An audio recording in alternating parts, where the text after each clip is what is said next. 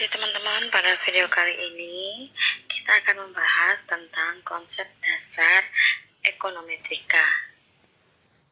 Jadi seperti kita ketahui, riset di bidang ekonomi, keuangan, manajemen, pemasaran, dan disiplin ilmu terkait lainnya itu semakin bersifat kuantitatif. Oleh karena itu, mahasiswa pada semua jurusan, hampir di semua jurusan ekonomi itu diwajibkan untuk mengambil mata kuliah ekonometrika. Jadi secara sederhana bisa kita artikan bahwa ekonometrika itu merupakan sebuah pengukuran indikator ekonomi. Namun ekonometrika itu bukan hanya sekadar pengukuran secara kuantitatif terhadap konsep-konsep ekonomi seperti PDB atau produk domestik bruto, inflasi, import, ekspor. Namun ekonometrika juga itu bisa memiliki arti yang sangat luas, di mana secara luas ekonometrika dapat didefinisikan sebagai ilmu sosial di mana perangkat teori ekonomi, matematika, dan statistik inferensial diterapkan dalam menganalisis fenomena ekonomi. Jadi ini yang diambil dari dalam buku pengertian yang dalam buku Gujarati. Namun ada banyak juga pengertian lainnya seperti dalam Gujarati juga, dalam Samuelson dalam Gujarati juga ditemukan bahwa ekonometrika ini sebagai hasil dari suatu tinjauan tertentu tentang peran ilmu ekonomi mencakup aplikasi statistik matematik atas data ekonomi guna memberikan dukungan empiris terhadap model yang disusun berdasarkan matematika ekonomi serta memperoleh hasil berupa angka-angka. Namun secara garis besar bisa kita artikan bahwa ekonometrika itu terdiri dari tiga, yaitu teori ekonomi, matematika ekonomi, dan statistika ekonomi. Jadi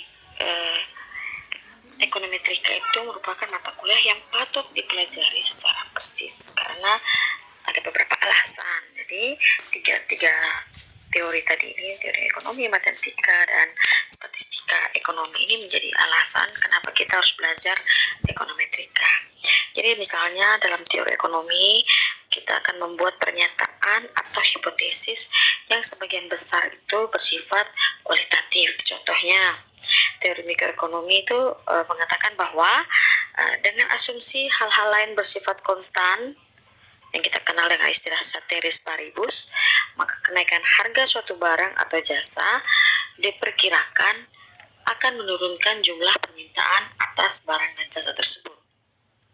Jadi teori ekonomi mendalilkan suatu hubungan yang bersifat negatif atau terbalik antara harga dan jumlah permintaan barang yang dikenal dengan istilah kita disebutnya kaidah permintaan dengan kurva yang menurun, atau secara sederhana kita sebut kaidah permintaan. Nah, akan tetapi teori itu sendiri tidak memberikan suatu ukuran dalam angka mengenai kuat lemahnya hubungan di antara kedua variabel tersebut. Jadi dalam hal lain, teori ekonomi tidak menyebutkan berapa banyak permintaan barang atau jasa yang akan naik atau akan turun sebagai akibat dari perubahan tertentu atas harga atau barang dan jasa tersebut. Oleh karena itu, ekonometrika dengan teknik analisis tertentu akan menjawab hal ini dengan memberi informasi angka numeriknya. Nah, kemudian matematika ekonomi ini juga berhubungan erat dengan bagaimana teori ekonomi dinyatakan dalam bentuk persamaan matematika tanpa melakukan verifikasi kebenaran dan dari teori tersebut. Di lain pihak, ekonometrika ingin membuktikan kebenaran teori ekonomi secara empiris. Hal ini juga berlaku untuk statistika ekonomi. Begitu pula, hanya berhubungan dengan pengumpulan pengolahan dan penyajian data dalam berbagai bentuk informasi seperti tabel, diagram, grafik, dan lain sebagainya. Tetapi tujuan statistika ekonomi tidak untuk membuktikan teori ekonomi berdasarkan data yang telah dikumpulkan. Data yang diperoleh ini merupakan bahan analisis bagi ekonometrika. Nah, ekonometrika sendiri digolongkan menjadi dua, yaitu ekonometrika teoritik dan ekonometrika terapan. Nah, ekonometrika teoritik ini berkaitan dengan pengembangan metode-metode yang cocok untuk mengukur hubungan-hubungan ekonomi yang ditetapkan dalam model ekonometrika. Sedangkan ekonomi terapan itu membahas mengenai penggunaan atau penerapan metode ekonomi yang telah dikembangkan dalam ekonometrik terapan. Kendati statistik matematik menyediakan banyak perangkat yang dapat digunakan bagi pengujian teori ekonomi, namun pakar ekonometrika juga sering memerlukan metodologi khusus karena sebagian besar data ekonomi itu bersifat unik, yakni bahwa data tersebut tidak selalu dihasilkan melalui suatu eksperimen data ekonomi yang terkendali ya. Seperti halnya pakar di bidang meteorologi, pakar ekonometrika umumnya tergantung pada data yang tidak dapat dikendalikan secara langsung. Jadi data tentang konsumsi, pendapatan, investasi, tabungan, harga-harga itu yang dikumpulkan oleh instansi pemerintah maupun swasta. Pada hakikatnya bukan dihasilkan dari suatu eksperimen. Nah, pakar ekonometrika ini mengambil data ini apa adanya. Hal ini menimbulkan persoalan-persoalan khusus yang biasanya tidak dihadapi dalam statistik matematik. Lagi pula, data semacam itu mungkin mengandung kesalahan pengukuran atau mungkin juga pembulatan, dan pakar ekonometrika mungkin perlu mengembangkan metode analisis khusus guna mengatasi masalah kesalahan pengukuran tersebut. Nah, metodologinya itu untuk metode ekonometrika yang pertama itu kita mulai dari membuat pernyataan teori atau hipotesis. Nah, pada langkah awalnya ini kita mencari teori ekonomi yang cocok dengan topik yang ingin kita pelajari. Dalam teori ekonomi tenaga kerja, jadi ada dua hipotesis yang saling berlawanan dengan pengaruh keadaan ekonomi terhadap kesediaan orang untuk bekerja. Hipotesis tenaga kerja berkurang menyatakan bahwa apabila keadaan ekonomi memburuk yang tercermin dari naiknya angka pengangguran, banyak penganggur yang putus asa dalam mencari pekerjaan dan kemudian memilih keluar dari angkatan kerja. Sebaliknya, ada hipotesis lain lagi, yaitu hipotesis tenaga kerja bertambah. Nah, ini menyatakan bahwa apabila keadaan ekonomi memburuk, banyak tenaga kerja sekunder yang saat ini belum memasuki pasar tenaga kerja, contohnya ibu rumah tangga, terus pelajar juga bisa, mungkin memutuskan untuk masuk ke dalam angkatan kerja seandainya pencari nafkah di keluarga tersebut kehilangan pekerjaannya. Jadi sering kita temukan ada ibu rumah tangga yang jualan online, ada mahasiswa bahkan pelajar sudah aktif untuk jadi penjual. Nah, kendati pekerjaan yang didapat oleh tenaga kerja tersebut ini berupah rendah, penghasilannya dapat menutupi sebagian pendapatan yang hilang dari pencari nafkah utamanya. Jadi misalnya bapak keluarga menganggur, maka ibu rumah tangga yang dulunya itu tergolong dengan bukan mencari angkatan kerja terpaksa harus melakukan pekerjaan seperti jualan online gitu ya. Apakah kemudian tingkat partisipasi angkatan kerja menjadi bertambah atau berkurang? Jadi itu akan tergantung pada kekuatan relatif antara efek tenaga kerja bertambah dan efek tenaga kerja berkurang. Bila efek tenaga kerja tadi bertambah atau hipotesis tenaga kerja tadi bertambah lebih dominan, maka tingkat partisipasi angkatan kerja akan meningkat kendati pun angka pengangguran tinggi. Sebaliknya, jika efek tenaga kerja berkurang lebih dominan, maka tingkat partisipasi angkatan kerja akan menurun. Nah, bagaimana kita dapat menyelidiki hal ini? Nah, inilah yang akan sekarang kita pelajari dan kita menjadi pertanyaan empiris untuk kita. Nah, untuk keperluan untuk menjawab pertanyaan empiris tadi, maka kita memerlukan informasi kuantitatif. Nah, informasi yang kita butuhkan itu yang pastinya data yang akan menjawab tentang pengaruh relatif tadi. Nah, ada dua yang variabel akan kita ambil, yaitu angka pengangguran dan tingkat partisipasi angkatan kerja. Nah, data yang akan kita gunakan ini juga ada berbagai macam jenis data. Nanti akan kita bahas berikutnya.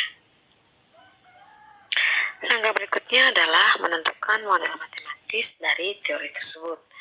Nah, untuk mengetahui pengaruh angka pengangguran terhadap tingkat partisipasi angkatan kerja, maka hal pertama yang perlu dilakukan adalah kita menggambarkan kedua variabel tersebut dalam bentuk diagram pencar atau scatter diagram.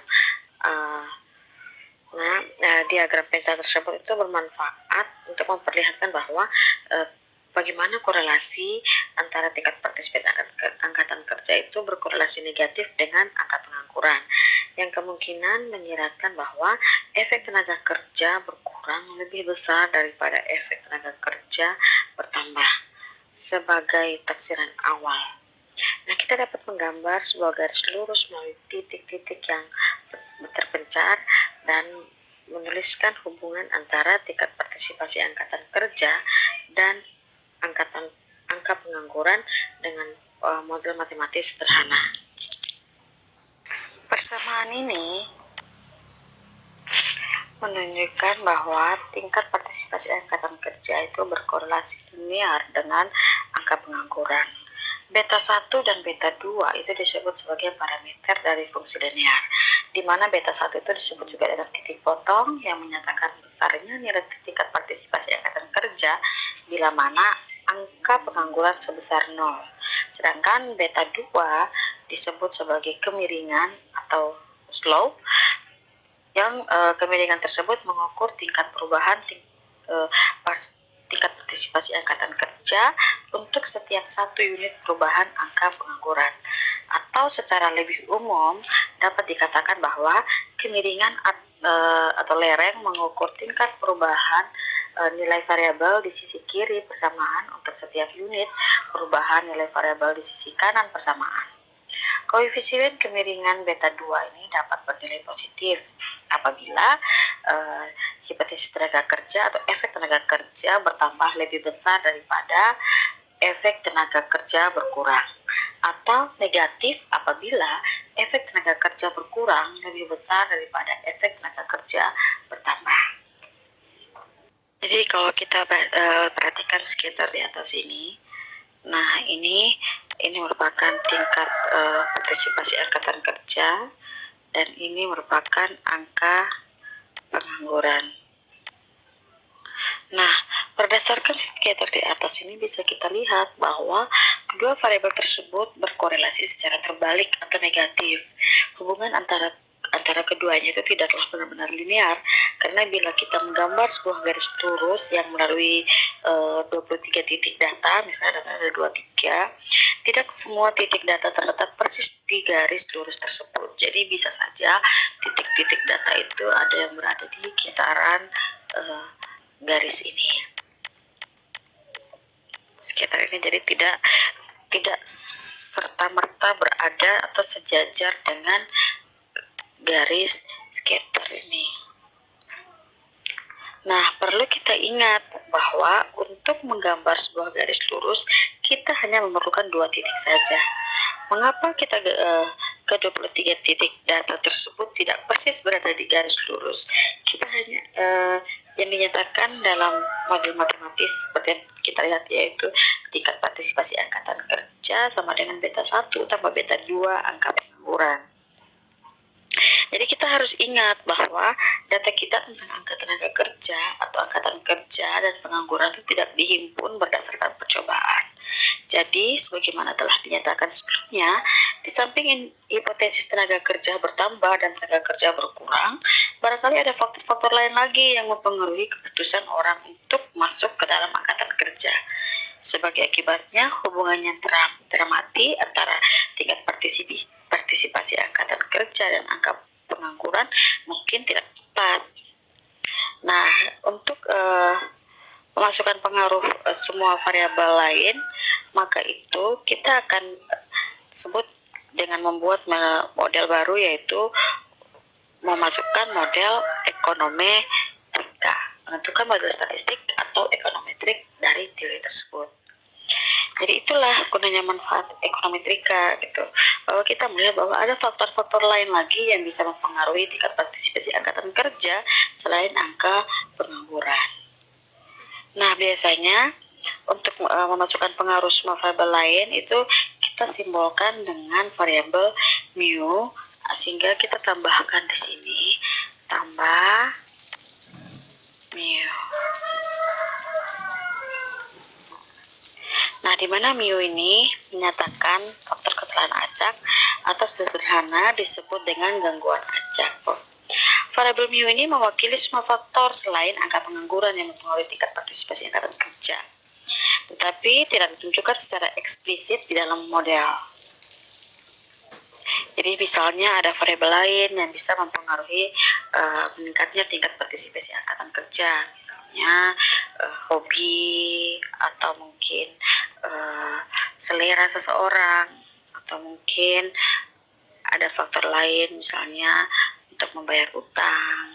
Lain utang akhirnya mempengaruhi seseorang untuk mau berjualan online. Variabel gangguan acak inilah yang membedakan ekonometrika dari matematika ekonomi murni. Nah, salah satu contoh model statistik atau empiris atau ekonometri, lebih tepatnya persamaan yang ini ya. Persamaan ini merupakan salah satu contoh dari apa yang disebut model regresi linear. Nah, menjadi topik utama hari ini yaitu model semacam ini merupakan variabel yang terletak di beberapa variabel, yaitu variabel yang terletak di sisi kiri dan variabel yang terletak di sisi kanan.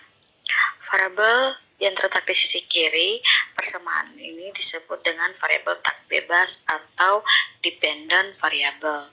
Nah, variabel yang terletak sebelah kanan itu dinamakan dengan variabel yang bersifat menjelaskan atau explanatory variable, atau kita sebut juga dengan variabel bebas yang sering juga disebut dengan independent variable.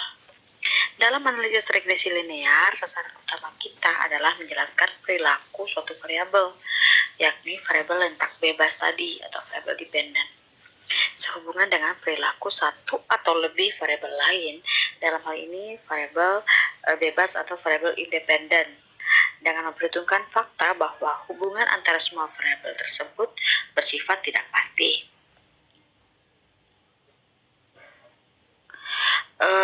Untuk model ekonometri yang itu ada tambahan gangguan acak atau biasa kita sebut dengan galat ya. Mungkin kita akan lebih sebut itu dengan istilah galat. Itu adalah galat. Nah, hal ini berarti dalam persamaan sebelum adanya galat ini berarti bahwa matematika ekonomi dan ekonometrika itu merupakan dua disiplin ilmu yang bersifat saling melengkapi. Jadi kalau matematika tadi tidak menampilkan galat karena memang hanya mematematikkan teori yang ada gitu. Kemudian di dalam teori ekonometri kita menambahkan galat. Kenapa? Karena kita melihat bahwa ada faktor lain lagi yang dapat mempengaruhi tingkat partisipasi angkatan kerja, di mana data yang kita peroleh itu, data awal itu tuh adalah data yang tidak dilakukan dengan sebuah percobaan, sehingga kita bisa mengantisipasi atau bisa melihat lain lagi bahwa ternyata ada variabel-variabel lain yang bisa mempengaruhi tingkat partisipasi angkatan kerja selain angka pengangguran. Nah, untuk lebih jauh lagi kita juga perlu mengingat bahwa ada hubungan yang namanya hubungan sebab akibat. Di dalam model regresi itu kita nyatakan bahwa tingkat partisipasi angkatan kerja adalah variabel yang tak bebas, sedangkan angka pengangguran adalah variabel bebas atau variabel yang bersifat menjelaskan. Apakah hal ini merupakan hubungan antar variabel tersebut memiliki hubungan sebab akibat? Nah, dalam hal ini, apakah angka pengangguran itu merupakan faktor penyebab, sedangkan tingkat partisipasi angkatan kerja merupakan faktor akibat? Dengan kata lain, apakah regresi menyiratkan adanya hubungan sebab akibat? Nah, tidak perlu demikian keadaannya. Suatu hubungan statistik itu betapapun kuat dan meyakinkan tidak dapat menentukan hubungan sebab akibat. Jadi gagasan tentang hubungan sebab akibat itu tentulah berasal dari luar ilmu statistik, yaitu pada intinya berasal dari beberapa teori yang ada. Contohnya kita teori ekonomi, hipotesis tenaga kerja berkurang yang menentukan ada tidaknya hubungan sebab akibat antara variabel tak bebas dan variabel bebas. Jika hubungan sebab akibat tidak dapat ditentukan, maka lebih tepat bila kita menyebut hubungan atau sebagai prediktif atau sebagai hubungan prediktif berdasarkan nilai angka pengangguran tertentu. Dapatkah kita memprediksi besarnya tingkat partisipasi angkatan kerja? Langkah berikutnya adalah menaksir parameter dari model ekonometri yang sudah dipilih. Nah, parameter bagaimana cara kita menentukan taksiran? Nah, untuk menentukan nilai parameter kita menggunakan taksiran. Nah, bagaimana cara kita memperoleh angka-angka taksiran untuk kedua parameter ini, yaitu parameter beta 1 dan beta 2? Maka kita akan menggunakan OLS atau Ordinary Least Square atau bahasa Indonesia adalah metode kuadrat terkecil biasa atau metode kuadrat terkecil. Nah, nanti untuk gambaran datanya akan kita tuliskan di video selanjutnya ya. Jadi ini hanya cuman gambaran datanya. Nah, untuk taksirannya di sini kita menaksir bahwa beta 1-nya adalah 69,99 dan beta 2-nya adalah minus 0,65. Nah, untuk menyambalkan persamaan kita ini adalah sebuah taksiran, maka kita akan menggunakan topi. Topi ini bisa dilambangkan bahwa persamaan ini merupakan taksiran. Nah, jadi di sini kita bisa lihat taksiran dari beta 1 70.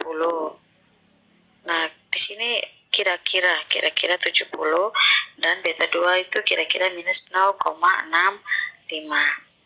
Nah, jika angka pengangguran meningkat sebesar 1 unit, yakni 1%, maka ceteris paribus atau tingkat partisipasi angkatan kerja diperkirakan akan menurun rata-rata sekitar 0,65%.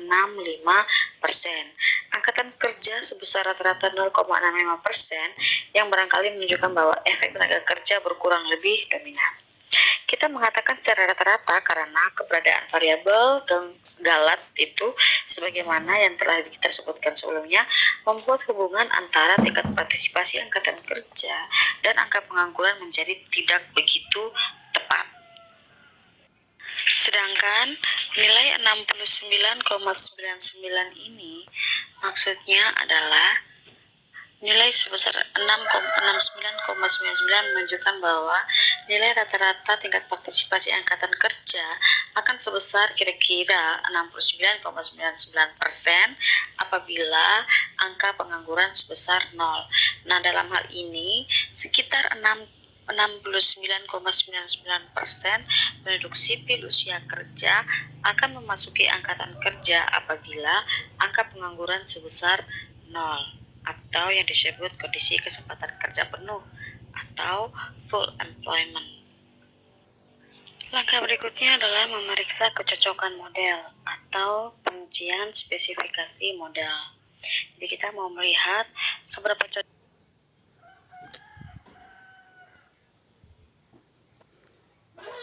cocokkah model kita yang sudah kita buat. Memang benar bahwa orang akan mempertimbangkan kondisi pasar tenaga kerja itu yang diukur dengan angka pengangguran sebelum memasuki pasar tenaga kerja. Jadi contohnya pada tahun 82, di mana pada tahun tersebut terjadi resesi. Jadi angka pengangguran sipil di Amerika Serikat itu mencapai sekitar 9,7%. Bandingkan dengan angka pengangguran pada tahun 2001, yang hanya sebesar 4,8%. Nah, orang mungkin lebih tidak tertarik masuk ke dalam pasar tenaga kerja pada saat angka pengangguran mencapai 9% dibandingkan pada waktu angka pengangguran sebesar 5%. Akan tetapi, ada faktor-faktor lain yang juga berpengaruh terhadap keputusan seseorang untuk masuk ke dalam angkatan kerja. Contohnya, tingkat upah atau pendapatan per jam yang berlaku di pasar tenaga kerja juga merupakan variabel penentu yang penting. Setidaknya dalam jangka pendek, tingkat upah yang lebih tinggi dapat menarik lebih banyak pekerja ke dalam pasar tenaga kerja dengan asumsi bahwa semua hal lain tidak berubah atau ceteris paribus. Nah, untuk mengetahui bobot dari variabel tersebut, kita juga akan menggunakan data tentang rata-rata pendapatan real per jam, di mana pendapatan real itu dihitung berdasarkan harga konstan pada tahun 1982. Nah, ini persamaannya seperti ini. Tingkat partisipasi angkatan kerja ditambahkan dengan angka pengangguran dan rata-rata pendapatan real per jam. Nah, persamaan ini merupakan salah satu contoh model regresi linear berganda. Berbeda dengan persamaan yang di atasnya, itu merupakan salah satu contoh model regresi linear sederhana. Nah, dalam model regresi dua variabel ada satu variabel bebas, sedangkan dalam model regresi berganda ada beberapa variabel bebas atau banyak.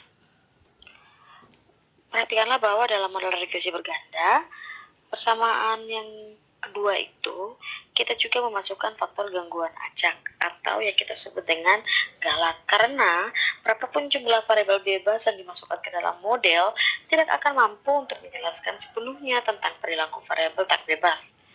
Berapa banyak variabel yang dimasukkan ke dalam model regresi berganda merupakan keputusan yang harus diambil peneliti dalam situasi tertentu. Tentu saja, teori ekonomi yang mendasarinya akan menjelaskan variabel-variabel apa saja yang dapat dimasukkan ke dalam model. Akan tetapi, ingatlah, selalu ada yang telah diuraikan terdahulu bahwa regresi tidak menjelaskan hubungan sebab akibat. Teori yang relevan haruslah menentukan apakah satu atau lebih variabel bebas memiliki hubungan sebab akibat dalam variabel tak bebas dengan variabel tak bebas. Nah, berdasarkan ini kita juga menggunakan taksiran. Jadi untuk regresi berganda ini juga kita menggunakan taksiran. Nah, taksirannya sudah kita temukan di bawah sini. Nah, hasil ini menarik. Kenapa menarik, teman-teman? Karena kedua koefisien kemiringan bentuk bernilai negatif, yaitu angka partisipasi angka pengangguran bernilai negatif, dan rata-rata pendapatan real per jam juga negatif. Koefisien angka pengangguran negatif menunjukkan bahwa ceteris paribus, atau yakni menganggap pengaruh dari rata-rata pendapatan per jam itu tetap tidak berubah. Kenaikan angka pengangguran sebesar 1% akan menyebabkan secara rata-rata penurunan tingkat partisipasi angkatan kerja sebesar 0,67%. Yang mungkin sekali lagi mendukung hipotesis tenaga kerja berkurang. Sebaliknya, dengan menganggap pengaruh angka pengangguran itu tetap tidak berubah, kenaikan rata-rata pendapatan per jam sebesar $1 akan menyebabkan secara rata-rata penurunan tingkat partisipasi angkatan kerja sebesar 1,4%. Apakah koefisien rata-rata pendapatan per jam ini yang bernilai negatif masuk akal dari sisi teori ekonomi? Apakah kita tidak mengharapkan koefisien bernilai positif? Semakin tinggi pendapatan per jam, maka akan semakin tinggi pula daya tarik pasar tenaga kerja. Namun, demikian kita dapat membenarkan koefisien yang negatif dengan mengingat konsep kembar dari mikroekonomi, yaitu efek pendapatan dan efek substitusi. Model mana yang akan kita pilih? Apakah persamaan yang di atas, persamaan pertama yang ini, ataukah persamaan yang ini? Nah, karena persamaan yang di bawah, yang kedua itu mencakup pula persamaan yang pertama. Dan karena persamaan tersebut memuat dimensi tambahan, yaitu penghasilan, atau rata-rata pendapatan per jam ke dalam analisis, maka kita bisa memilih persamaan yang kedua. Namun, persamaan yang pertama itu mengasumsikan akan berhenti sampai di mana? Mengasumsikan secara implisit bahwa variabel-variabel lain di luar angka pengangguran dipertahankan itu konstan. Sebagai contoh, partisipasi angkatan kerja mungkin tidak tergantung pada kekayaan keluarga, jumlah anak di bawah usia 6 tahun, tersedianya tempat penitipan balita, kepercayaan agama, tersedianya tunjangan sosial, dan lain sebagainya. Kendati pun data tentang variabel-variabel ini tersedia, kita mungkin tidak ingin memasukkan semua variabel tersebut ke dalam model karena tujuan pengembangan model ekonometri adalah bukan untuk menangkap realitas secara keseluruhan, melainkan hanya segi-segi yang penting saja. Jadi bila kita memutuskan untuk memasukkan semua variabel yang mungkin ke dalam model regresi, model tersebut akan menjadi susah dipakai dan sangat tidak praktis. Model yang akhirnya dipilih haruslah merupakan replika yang cukup masuk akal dari realitas yang sesungguhnya sekali lagi harus masuk akal. Nah, kita akan membahas masalah ini lebih lanjut dan kita akan mengetahui sampai sejauh mana kita dapat mengembangkan sebuah model. Setelah memeriksa kecocokan model, maka berikutnya adalah menguji hipotesis yang dihasilkan dari model. Jadi kita melihat bahwa apakah hasil yang kita dapatkan ini sudah sesuai dengan hipotesis yang kita lakukan sejak awal, yaitu membuat pernyataan teori atau hipotesis. Kemudian langkah berikutnya adalah menggunakan model untuk melakukan prediksi atau peramalan. Jadi di sini kita bisa mengandaikan jika seandainya angka pengangguran itu meningkat sebanyak 100 jiwa, maka besarnya tingkat partisipasi angkatan kerja adalah 12,5. Jadi, meskipun kita mengkaji metodologi ekonometri dengan menggunakan contoh dari ilmu ekonomi, seperti ini kita gunakan contoh tenaga kerja. Nah, perlu kita beritahukan atau kita tegaskan bahwa prosedur yang sama ini juga dapat digunakan untuk menganalisis hubungan kuantitatif antar variabel-variabel yang ada pada disiplin ilmu lainnya, seperti ilmu bidang politik, hubungan internasional, psikologi, sosiologi, meteorologi, kedokteran. Di berbagai disiplin ilmu lainnya, kita juga menggunakan analisis regresi untuk menganalisis hubungan kuantitatif antar variabel yang sesuai pada disiplin ilmu masing-masing. Keberhasilan dari setiap analisis regresi tergantung dari ada tidaknya ketersediaan data. Oleh karena itu, kita akan membahas tentang sifat, sumber, dan keterbatasan data yang dijumpai dalam pengumpulan data. Nah, data itu sendiri, dari proses pengumpulan data dibagi menjadi data sekunder dan data primer. Nah, untuk data primer itu adalah data yang diperoleh secara langsung dari objek, baik melalui metode wawancara, kuesioner, telepon, dan sebagainya. Sedangkan data sekunder adalah data yang kita peroleh dari sumber kedua dan biasanya data ini sudah siap pakai. Nah, data sekunder ini mudah kita dapatkan dan tersebar luas di berbagai sumber. Data-data ekonomi yang dikeluarkan pemerintah, baik dari Badan Pusat Statistik maupun data dari Bank Indonesia, itu sudah tersedia lengkap. Begitu pula data-data bisnis juga sudah relatif tersedia seiring dengan banyaknya perusahaan yang sudah go public ya, semuanya serba online. Nah, dengan berkembangnya data elektronik itu maka kita bisa lebih mudah untuk mendapatkan data dengan mengakses data melalui internet. Misalnya data-data ekonomi yang bisa diakses melalui situs Bank Indonesia. Itu bisa kita klik www.bi.go.id. Atau data ekonomi dari negara lain, misalnya data ekonomi Amerika Serikat, itu bisa diakses dari salah satu bank sentralnya di St. Louis, yaitu Federal Reserve of St. Louis, melalui situs resminya yaitu www.stls.frb.org, atau juga dari Badan Pusat Statistik kita di Indonesia, bps.go.id. Nah, ketersediaan data ini akan mempermudah pekerjaan ekonometrika. Sehingga selain data-data itu juga, ada juga beberapa data-data tipe-tipe data yang bisa kita gunakan dalam analisis regresi dalam ekonometrika. Nah, data itu kita bagi menjadi 3, yaitu time series, cross section, dan pooled data. Jadi kalau data cross section, time series itu kita sebut dengan data runtun waktu. Nah, data runtun waktu ini merupakan sekumpulan observasi dalam rentang waktu tertentu. Data ini dikumpulkan dalam interval waktu secara kontinu, misalnya data mingguan. Itu yang data mingguan itu biasanya harga saham, nilai tukar, atau data bulanan. Itu misalnya contoh data adalah indeks harga konsumen, atau data kuartalan, misalnya jumlah uang beredar.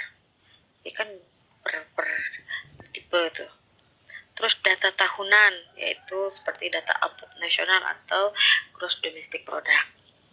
Nah, sebagian besar studi ekonometrika dengan regresi itu menggunakan data time series, sehingga akhir-akhir ini tuh sering berkembang ekonometrika tuh khusus menganalisis data time series, dikenal itu ekonometrika time series. Nah, berikutnya lagi yaitu data cross section. Nah, data cross section ini bahasa lainnya adalah data antar tempat atau ruang. Data ini merupakan data yang dikumpulkan dalam kurun waktu tertentu dari sampel. Misalnya, sensus penduduk yang dilakukan oleh Badan Pusat Statistik bagi seluruh penduduk Indonesia pada kurun waktu tertentu. Contoh lain adalah data sensus pertanian. Itu dilakukan dalam tahun tertentu di seluruh provinsi di Indonesia. Dari sensus pertanian ini akan didapatkan data tentang produksi padi, input yang digunakan seperti bibit, pupuk, dan tenaga kerja. Sebagaimana pada data time series, data ini juga mengandung kelemahan berkaitan erat dengan masalah heterogenitas datanya. Misalnya dalam kasus sensus pertanian untuk produksi padi, kita akan mendapatkan variabilitas data dari satu provinsi ke provinsi yang lain. Ada provinsi yang relatif besar hasilnya dan ada provinsi yang relatif kecil produksi padinya. Nah, berikutnya adalah panel data atau pooled data. Data ini merupakan gabungan antara data time series dan cross section data.